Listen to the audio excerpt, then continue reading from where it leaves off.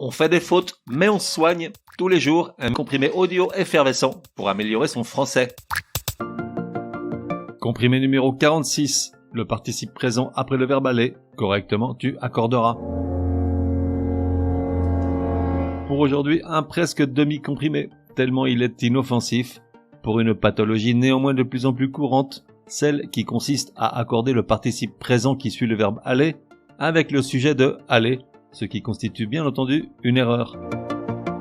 Aller se joint au participe présent d'un verbe pour exprimer avec l'idée d'un mouvement celle d'une certaine durée de l'action, d'une progression.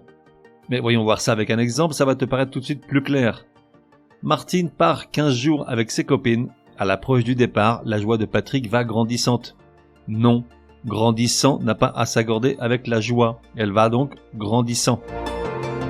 Du reste, avec un gérondif, c'est beaucoup plus clair. Si tu ajoutes « en » après le verbe, on obtient un gérondif. Par exemple, dans la phrase antérieure, on aurait « La joie de Patrick va en grandissant ». Jamais on ne dirait « va en grandissante ».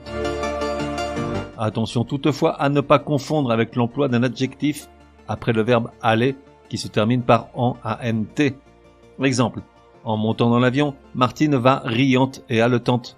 Dans ce cas-là, riante et haletante sont des adjectifs, pas des participes présents, et comme tels, ils s'accordent avec Martine. Résumé du comprimé numéro 46. Pour que ça rentre. Comment éviter d'accorder le participe présent avec le sujet du verbe aller dans l'expression aller plus participe présent. En effet, dans la phrase, la forme de Martine allait grandissante à mesure que ne s'approchait la date du départ. Grandissant n'a pas à s'accorder avec Martine, c'est un participe présent, pas un adjectif.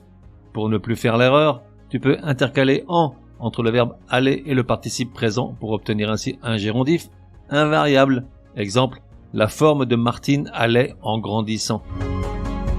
En revanche, on pourrait dire Martine allait frétillante à son rendez-vous galant, car dans ce cas-là, frétillante peut s'entendre comme un adjectif, pas comme un participe présent. On fait des fautes, mais on se soigne, te donne rendez-vous demain pour un nouveau comprimé super fastoche. N'oublie pas de t'abonner au podcast pour ne laisser passer aucun comprimé. Et si tu es de bonne humeur, merci de laisser un chouette commentaire, certaines applis de podcast le permettent.